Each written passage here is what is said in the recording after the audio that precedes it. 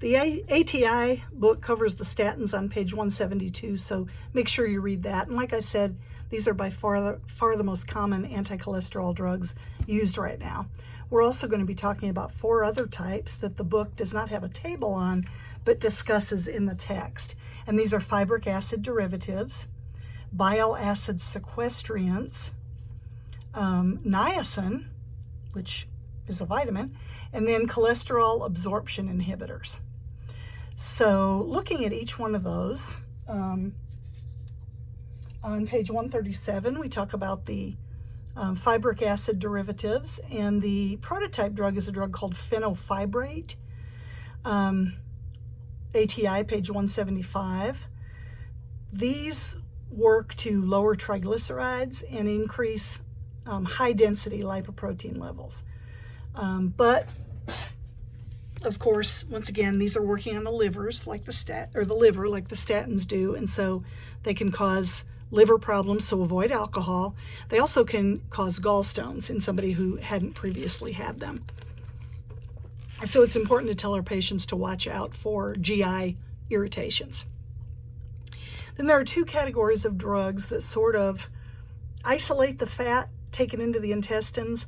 These are the bile acid sequestrants and the cholesterol absorption inhibitors. So on page 137, we talk about the bile acid sequestrants.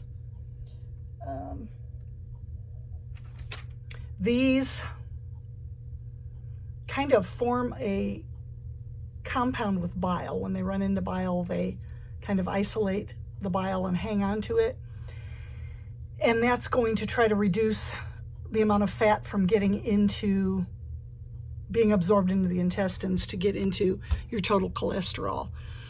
Now, naturally, because it's working in the GI tract, they can cause GI disturbances.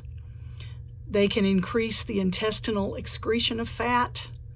So, that's not always a real pleasant thing. The prototype drug is a drug called cholestyramine, and that works GI kind of mechanically. Also, the cholesterol absorption inhibitors that are also talked about on page 137, they also work in the intestinal tract to keep down the absorption of fats. So in both cases, you're not absorbing as much fat from the foods that you eat as you normally would. This drug, their prototype is called ezetimibe or Zetia. You'll sometimes hear that advertised. But both the bile acid sequestrants and the cholesterol absorption inhibitors work in the GI tract, and they can cause GI discomfort, abdominal pain, cramping, sometimes constipation, because the fat does not always want to, when the bile salts combine with it in the bile acid sequestrant, sometimes constipation is the result. The last medication that is recommended for cholesterol is the vitamin niacin. I think it's vitamin B3. And this was very promising a few years ago. People were really pushing extended release niaspan, or niacin, and the trade name was Niaspan, and it would break down more slowly, and it's an effective vasodilator. So one of the side effects can be flushing. So if you took your extended release niacin and it broke down too fast, which it would do if you drank it with some acidic beverage like soft drinks, fruit juices, coffee, you could end up with a really severe flush that sometimes was like a rash and itched. And so you just had to tell your patients to take it with water so it didn't break down as fast. Niacin's really good at lowering LDLs and increasing HDLs, but unfortunately they found it can cause complications. So after everybody was pushing it, they found out that sometimes people would end up with GI bleeds from taking too much long-acting niacin. And so now people are instructed to take only under the direction of a doctor because of the possible side effects. But it's very effective if you don't have that minor complication of GI bleeding. You can read about niacin on page 174 in the ATI book. Drugs that interact with some of these anti-hyperlipidemics, many of them will make your Coumadin, your anticoagulants, more effective, and so you end up with more of a bleeding risk.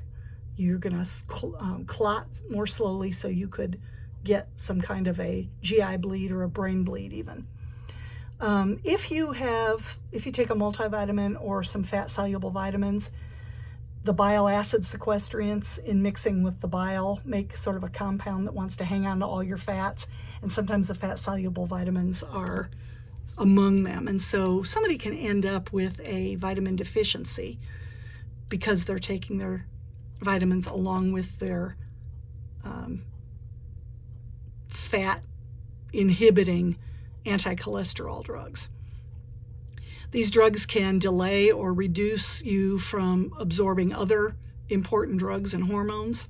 So you want to try to encourage your patient to take these drugs separately. It's a good idea, because we make most of our cholesterol at night, it is a good idea to tell your patient to take their cholesterol drugs at night before they go to bed, so that it doesn't interfere with the other drugs that they take and the food that they're eating.